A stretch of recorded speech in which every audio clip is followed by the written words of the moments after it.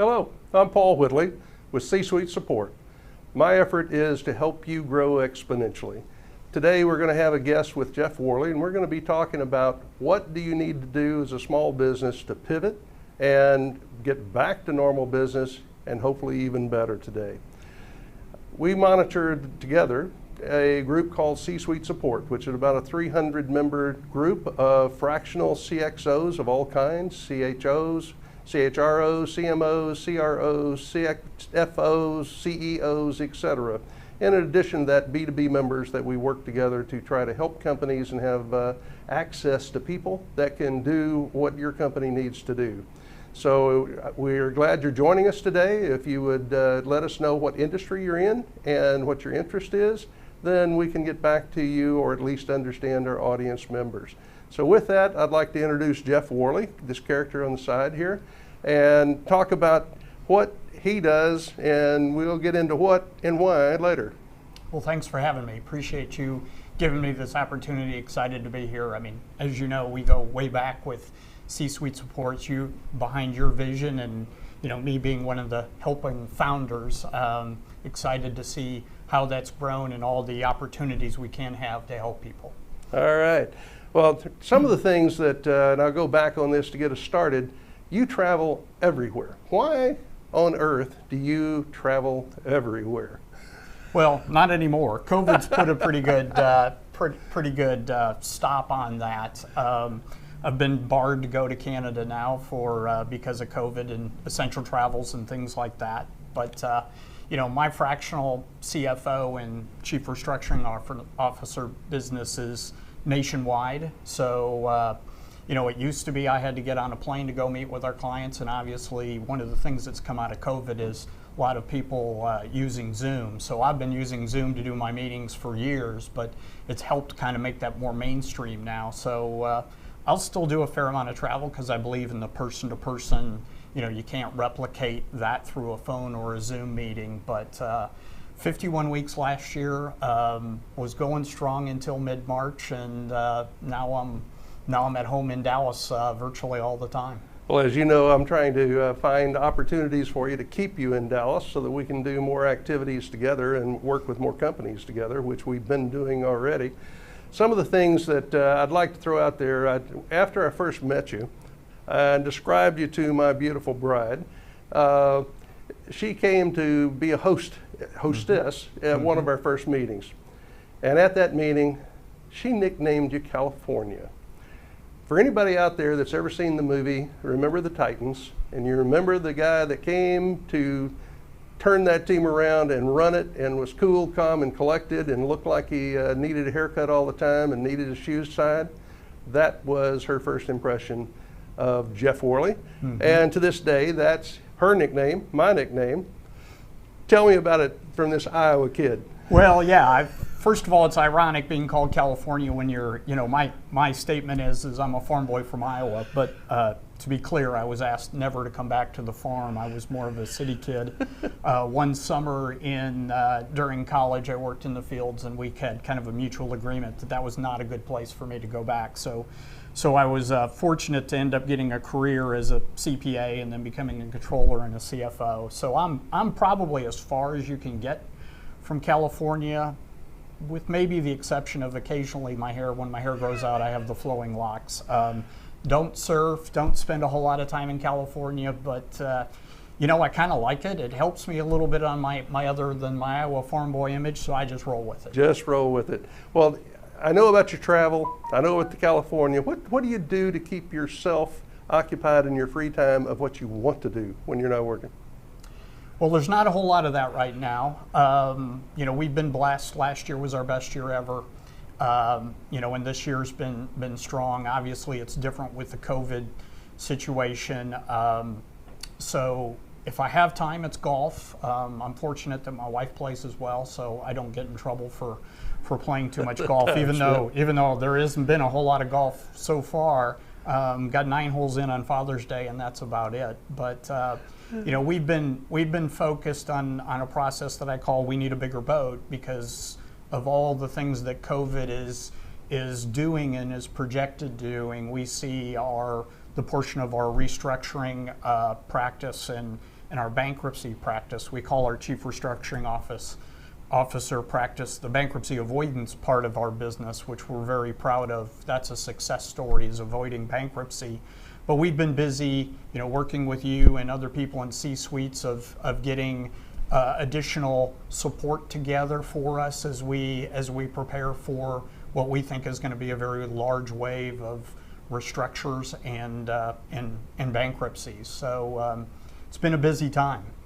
Well, what's the one thing that a business owner should have on their mind right now in this current environment? Well, if I can only say one, it's liquidity. But I'm assuming you're going to give me a little bit more I am. than that. I'm going to ask you, after they have money to stay in business, what else should they do? One of the things that surprises me, and again, we're a little bit different than most. We've been doing the fractional CFO and CRO work for 20 years. So, back when we started this journey, some creative person hadn't come up with fractional, and I didn't know how to describe it. So I just said, I want to do part-time work for multiple clients, because I believe that lots of small to medium-sized business have complex revenue models and business models that need efficient, affordable senior financial leadership. But if it wasn't available to them on a fractional or part-time basis, they would really be precluded from doing that. So, as we go back and look over the decades of doing this, one thing that continues to reoccur from our heavily distressed clients is that their accounting systems are just not adequate. Whether it's not enough talent, whether it's the wrong system, whether it's turnover, or their information is not up to date, it amazes me that virtually, and of course I can come up with one or two examples because we've done so many, but virtually everyone that's distressed has either an accounting problem or a financial reporting situation. The second question that I ask every prospective client is, what information do you need to run your business, and are you getting it? And again, shocked to hear how many times people either don't know or they do know but can't get it. And it's a prevalent theme that we see, and it's really ironic to me because I get the opportunity to meet with all these great CEOs, these great minds, these great entrepreneurs, and it's what I call the blind spot, is they do certain things very well, but there's a couple of things, and the same as for me, is if you put me in as a chief information officer, I'd be very bad at it. So I'm lucky that I get to do what I do best. Sometimes a CEO or an entrepreneur doesn't get that same opportunity because they're doing so many different things trying to run their business and grow their business. So what we do is we call it the blind spot. Lots of CEOs don't even know it exists. And then what we do is we diagnose that. We go through and say, well, we see this as a problem. What do you think? We chat through that. And ultimately, we see the CFO and the CRO being a partner, not necessarily in the business, but a thought partner, a trusted advisor, so they can help them through that blind spot and help them either get through it, design processes, KPIs, critical success factors, those sorts of things, so we can create a process for a CEO to better manage his business and candidly better know his business. Absolutely. Well, as you know, I'm also a fractional CFO, and I work with companies all the time to not only obtain the information that you're talking about and provide that to them, go in and look at all of the expense elements they've got, help them streamline their expenses, get their financials in place. I also look holistically at the company. I've got some marketing background and technology background, which allows me to be perceptive or knowledgeable of what systems aren't working, how can those systems be corrected, be prepared, what marketing efforts are they doing or not doing to help direct them, and then kind of wrap that in together of, okay, are we in all the verticals for the business they need? Can we help the revenue? So when I'm looking at a company, I want to know, how can I help the company get all of their financial information, get all of the key performance indicators, normally referred to as KPIs, help them know where things are and help them with their processes to know whether this product is profitable, this product line is profitable, this business line is profitable, attack those issues. Also look at all the expenses, challenge everything, and today's COVID environment particularly takes that. It's nice, but is it needed? Right. So with all of my clients, we've gone through the effort of what can we avoid in expenses? Are these positions necessary?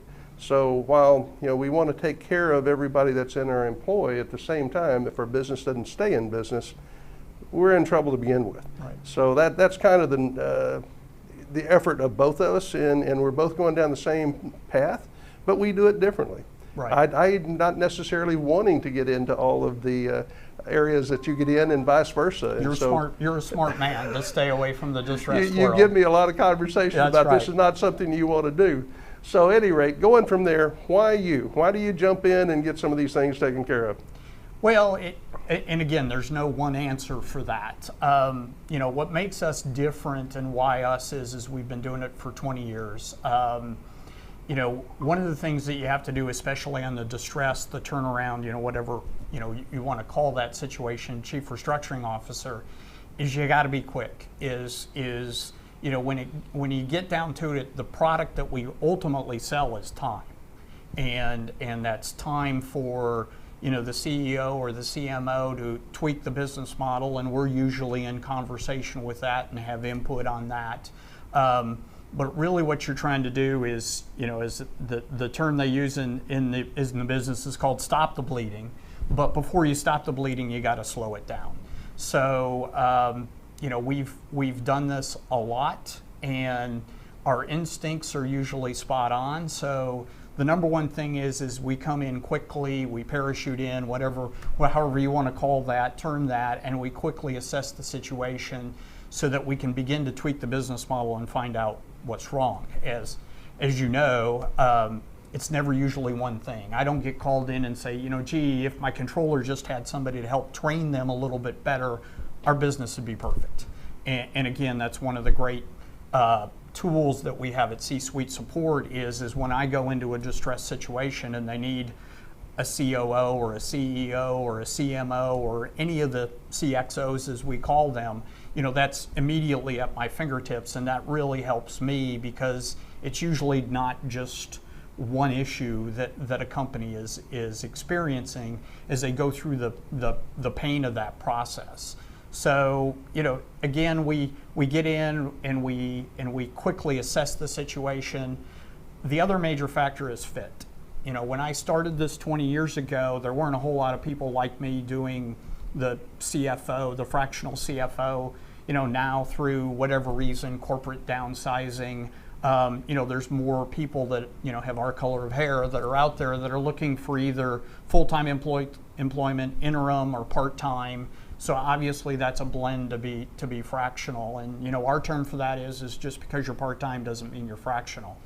As we work with a client, even though we're not there all the time, we want things to keep moving. And so we've structured our engagement so we work closely with the controller to keep things moving even when we're not there. Obviously, when there's an emergency, we're kind of like a doctor, we're on call. And we get those calls a lot because of what we do. But that fit and that engagement with the CEO or the board or the rest of the C-suite is to me is absolutely critical. Again, we're in the business of buying time for our clients so that we can collectively fix their business model. And if we're not working together and we don't fit as a cohesive unit, it just dramatically reduces the opportunity for success. Sure. Well, one of the things that comes to mind is we've been talking about restructuring. We've been talking about the things we have to parachute in for. Not every company needs to be restructured, but virtually every company can benefit by restructuring something. Right. Either improving their expenses, improving different parts of that.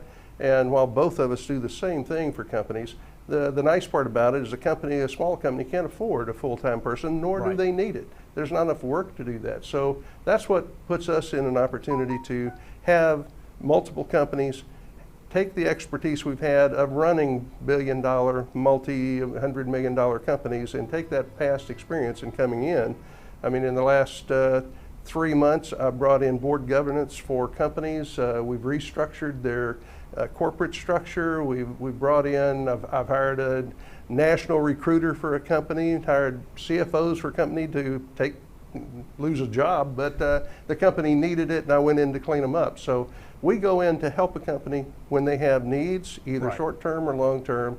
And the longer term is when they need oversight of everything that's in their company, what's going on, how the reporting is. And one of the big things that both of us are involved in is capital raises. Mm-hmm. I'm working with 3 companies right now to raise capital, improve their cash flow, and it has really nothing to do with the COVID, it's just the direction of their business. Right. So we're always involved in everything dealing with cash, or how to use cash, or how to save cash. So a CEO needs to know how to do all of those things. Right. So what's your passion to this group? I mean, as we've talked about, right. I don't really want to go fight with creditors, fight with situations, which I know that's not, you do both. You work with companies that don't need fight. that. We call that communication. So my passion is, you know, I'm kind of, even though my wife would laugh at this because I don't do this around the house, I'm kind of the fixer. Only in a financial sense, not in a home ownership sense. Don't own very many tools, don't want to.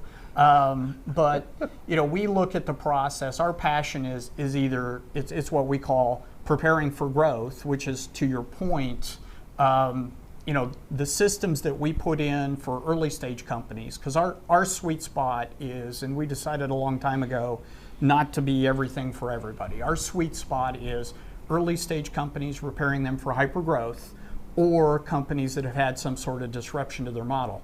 To a lot of people that sounds like it's very disjointed. To us, it's the same thing.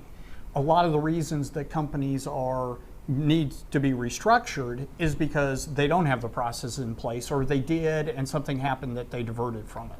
So we believe getting in early and setting up those processes for hyper growth really sets companies up for success, and then the ones that need to be repaired for profits, getting back to those basics.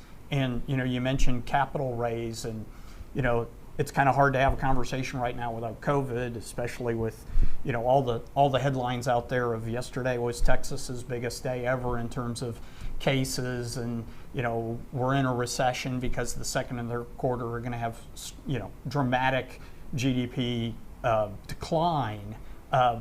What we've gone to with our healthy clients, our preparing for growth clients, is said, you know, let's be proactive, and let's be in a position that, one, let's focus on liquidity. Let's reach out to our lenders and make sure we're in good shape to bring in some additional debt.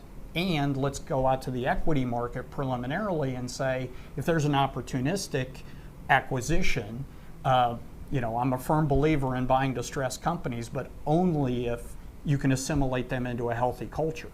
So, you know, our existing clients are all looking at some sort of growth pattern within this COVID environment, even though they're not all necessarily in you know, areas in markets that have been positively affected, if that's what we can say about COVID. Yeah. I do have a food distribution company based out of Toronto that imports and exports all over the world.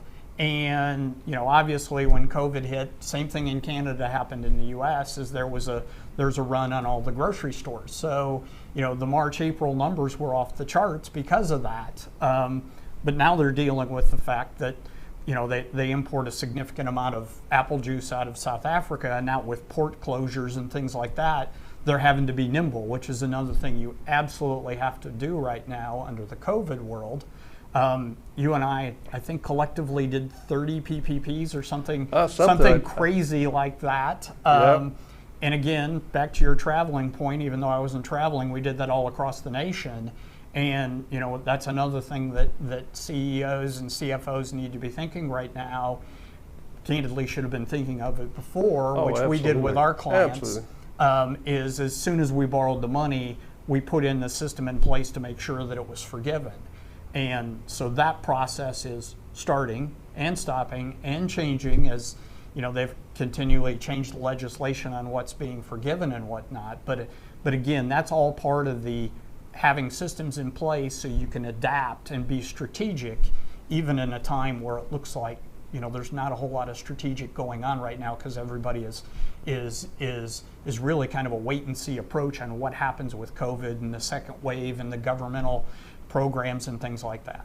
Absolutely. And one of the things I want to mention right now, if you don't know, the government has money, about $128 billion as of yesterday, and you have until June the 30th to file. So as we're talking about, I did over 20 PPP loans, almost $12 million for clients that I work with. There's still money available. We've got to react on it. So if you get with your accountant, if you don't have one that knows what they're doing, then get with Jeff and myself and we'll get a few of these things done. But it's not that I want to work 24 hours a day between now and the 30th, but if you need the money, now's the time. And following right behind that actually, not below it, it will be in the future, is several of the clients are now, because of these things, we're going to go back and do some SBA 7A loans so that we can heal the company, get them prepared, long-term loans, low-cost money. If they've got a good business program and they've been affected by this, they're going to qualify for us to go back in for that. So in addition to just the investment opportunities we're working with, I'm probably going to do at least 4, maybe 5 SBA loans from $350,000 to $1 million a company and see what we can do to ensure that those companies, our clients, are still in fair shape to great shape. So now back to the pivot, we're talking to them about what do you need to do to get back in business? What do you need to do in addition to what you've been doing? Have you, we got an opportunity. One of my companies, a training company, they went on site with every client, different clients, but every client every month. They've gone to Zoom meetings. The clients don't want them to come. Well, my goodness, that dropped about, well, it was a significant amount that dropped off that expense. And now we pivoted, they pivoted. We're now doing training through Zoom, and the savings to that company is going to be a sizable amount. So there's many things you can do to pivot at this point. So what's the number one challenge for business owners today that they've got to recognize? I think it's back to, right now we've come out of, over a decade of just great GDP growth, great economies. It's what we call the rising tide that fills all the boats. But what people don't focus on is when the tide comes down, it exposes the barnacles. So, to me, it's again, a part of that barnacle recognition is back to the liquidity issue. But candidly, I think there's a prevailing attitude that things have been so good. Back to your kind of watching your expenses is, it's easier to get loose on your expense controls when you're making money, and you look at your bottom line, and for your business that's a good margin, so you just accept it. So I think the first question after liquidity is do I have my expense controls in place? Am I having the conversations with my staff that I need to have, which is, do we really need that? Is this effective? And those conversations seem to either be eliminated or be reduced as things are going well. But and again, that's all dovetailed back into, do we have the right KPIs, critical success factors? Are we getting the right management information? It's, to me, that's where they should be looking. And then there's that totally separate piece of the market's changed. And for a lot of companies, it's changed forever. And in there is a silver lining. Of course, a lot of geographies and a lot of industries have been horrifically affected by this, whereas some of them have been largely untouched. My food distribution client, if you didn't know it was COVID, you wouldn't know it was COVID by looking at their P&L.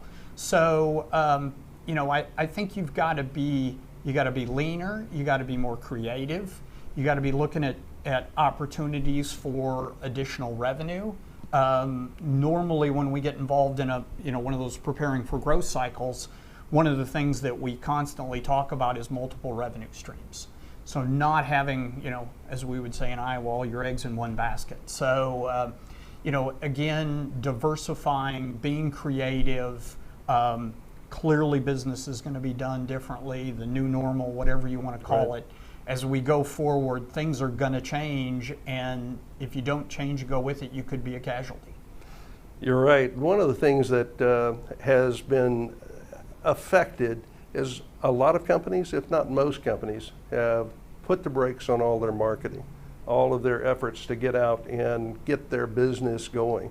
While branding is great, branding's probably not the strongest thing that needs to be done right now. But Bloomberg, Forbes, they both come out with studies already. They're saying that the companies that have already started back in the marketing trend, started selling their products, started selling their company on what they do best. Even people like ourselves, that we're talking about what we do and we do best. If you don't market, you're going to have whatever has happened to you continue for much longer than if you do. So don't be cutting your marketing budgets, just rifle shoot them down to the things that you actually see immediate returns on and get back into the marketing place itself. What can you do that nobody else can do? Well, again, it's that initial fit, it's that initial review of what's going on. I mean, we think we are efficient, we are nimble, we are quick. Sometimes almost to a fault, because I've done it so much. I'll walk into a company and go, boom, here's your problem. I try and hold that back now. We did that for a while, but we hold that back now and just try and be a little bit more measured. But I can't enforce it enough. In distressed turnarounds, time is everything. I've seen companies that file bankruptcy and go, well, I've got a 90-day stay here, and I've got nobody can file a plan before I can for the next 90 days. Let's just kind of sit back and let's things kind of mobilize here and stabilize, and then go into it. And that's the exact wrong thing to do. Is in a turnaround situation, time is expensive, time is precious. So our ability to come in and quickly diagnose, quickly fit in with leadership of our clients and work with them to enact a turnaround situation is critical. One of the things that I also think makes us different is coming up through the ranks of controller and CFO and being that hands-on person. We are not the consultant that comes in and say, what about this and what about that, and get back to me. As we're working, rolling up our sleeves and working with the CEO and the rest of the C-suite to not only diagnose but implement a solution to the plan. Your comment earlier about, you were describing servant leadership, and that's exactly what we do. Is we get in and we work with the existing staff. We bring the expertise that the client doesn't have, so we don't have to bill them for the things that they do. And on occasion, we'll work ourselves out of an engagement, which yes, we do. Which is not unheard of in the turnaround business, because when you turn around and you exit a bankruptcy, I'm probably not the guy you want to keep on to continue to grow your company. So we're used to that in terms of, if we do our job right, we'll work our way out of an engagement. But it also happens on the CFO side. I had again a company in Toronto. Software developer. They wanted to make that leap into the enterprise sales market. They wanted to grow their business 4x in 2 years, which was all doable based upon the products they had. And so, again, back to this wasn't C-suite, but we brought in a whole fractional CMO, CEO, CFO, and really positioned the company for hyper growth. The two owners of the company went to Costa Rica for a holiday and came back and said, we don't want to do the hyper growth thing anymore. And so I said, that's fine, but if you're going to grow 3 or 4% a year, that really isn't my deal. There are much more, and we have them at C-suite support that can be that guy that helps guide them through a mature, profitable business, making them better. We like to work at a little bit faster pace than that. So I worked out a deal with them that I brought in a controller. I trained that person up to take my job. and ultimately the controller took over the lending relationships and the financial reporting to the banks, and there wasn't really any capital raised because we weren't growing. So, I considered that a success. Sure. It's fun. That controller is working now at my food client in Toronto, so I get to joke. You pilfered. Well, yeah. Yes, yeah. But I also get to joke with her that she's going to work me out of a job there as well if I'm not careful. But again, I mean, servant leadership, training people up, getting involved in the details. As they say, getting your hands dirty. That's we do that. We're not the ivory tower consulting firm that points out the problem and then says come back Walk to you away from it. when you've implemented the plan to fix this. Absolutely. Well, as you know, we and I've talked about, I had a client in New York that one of my bigger clients doing about $80 million a year, and he was having some difficulty. His financials weren't transparent. They weren't being done properly and on timely, so he brought me in to do that. Took about 6 months to get his financials in place with his current staff, and we got his line of credit increased from 12 million to 20 million. But then that started putting him into a different category, and the staff that he had, he knew wasn't going to make it. Right. So the first thing I did was hire 2 staff accountants, replacing the 2 that he had. Then I replaced his controller. Then I brought in an FP&A guy. And then finally, the hammer came down. He had me go out and find a CFO for him. So I did all of those under the engagement working for that company. Mm-hmm. 18 months with the company, I worked myself out of a job. Now he's lost his CFO due to the COVID situation, and guess what? He's called me up and he says, okay, I need you to come back in and help me. I was there for a year and a half. Come back in, help him get things back in shape, and hire him a new CFO. Can you imagine that? Which I prefer. I prefer to stay in Dallas. I don't care to travel as much as you do. And in today's world, we're virtual. All of my clients are virtual, periodically go on site. Whereas you were on site all the time, I'm hoping you stay around so we can actually get on more contracts and work with more businesses to turn them around. So today, what do you see in companies improving their revenue from being decimated by the COVID? Well, it's back to the comment you made earlier is what happens is when something like this, and that's hard for me to say because nothing has ever happened like this, but I'm old enough now that I've been through these waves of recessions, and when the unknown comes, the human reaction is to just freeze and stop and not make any decisions so you don't make things worse. And of course, you get a certain element with your banking and lending relationships is that they're typically more conservative than the entrepreneur is. So the typical reaction is to stop, trim overhead, and there's never really one solid answer. I mean, there's as we discussed, there's nothing wrong with spending your money smarter, cutting back. Candidly, a lot of the things that the COVID has done has reduced a lot of the operating expenses. People aren't traveling as much. I know that's bad for the hospitality industry and the airline industry, as we all know. But we're not in the office, so the office expenses are down. So there's been kind of a natural realignment of the cost structure of companies. And back to your point, probably this isn't the great time to do branding because that's typically a longer term play. That's less return on an immediate return on your investment in advertising, but continuing the best you can to continue to market your company. So when things pick back up, you pick them off where you left off. If you can't go meet with them face to face, Zoom and other products are out there that give you a virtual experience that isn't the same, but it's close. And you've got to continue to market and be aware, be nimble, look for other revenue streams. That's one of the things that's happened, with COVID is companies that have reacted to that have seen either flat revenue or in some cases some increase in revenue just because they rethought their business model. If there's a positive thing that can come about this, it's forcing entrepreneurs to slow down And as opposed to continuing to go day to day, this is what I got to do. I walk into the office, or I go upstairs in my case, and go to my office upstairs, and my day's already been pre-planned, is take that time to reflect and take one of those sabbaticals or thinking moments where you can really tease apart your business model and slow things down and really look and react to what's really going on out there.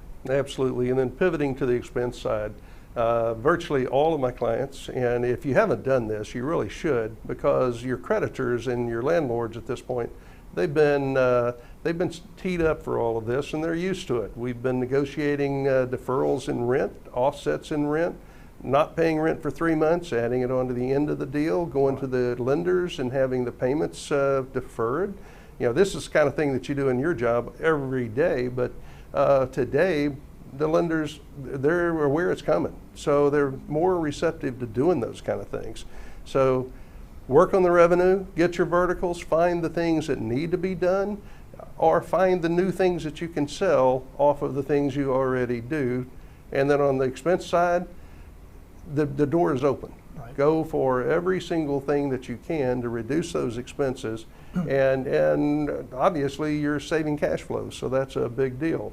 And kind of wrapping in the back end of this, for years I was in the corporate world, and at one time in my career I was over 1,000 locations looking at financial statements, 1,000 plus every month, going through those things. So financials are back of hand to me. I can see a financial and spot things very similar to you.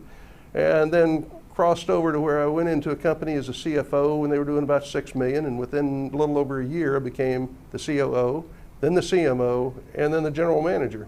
And we grew that company from $6 million to $180 million. So after spending a couple of $1 million a month in marketing, I became much aware that half of it I shouldn't have spent in the first place, but learned how to do some marketing and how to promote those companies. So that's the kind of thing that we bring in as expertise on the backside. And then the next part of my career, I've loaned money to several hundred companies, funding about $2.4 billion in funds directly as a lender. And since then, almost $1 billion in either fundraises or capital raises or conversion and acquisitions. So that experience helps me when I go into a $5 million company, a $10 million company, to look where their future could be or what their current problems are. You've done many of the same things and have that same expertise. And those are the things we bring to the party, and you've alluded to the C-suite group. C-suite is a group that is, as we mentioned, a little over 300 people. About half of them are in the CXOs, meaning CMOs, CHROs, CFOs, CEOs. We have shadow CEOs, we have board members in the group. So literally, based upon the need we have, we can introduce. I have a client right now that needs a chief marketing officer, but can't afford a full-time one. I'm in discussion to bring one in for them.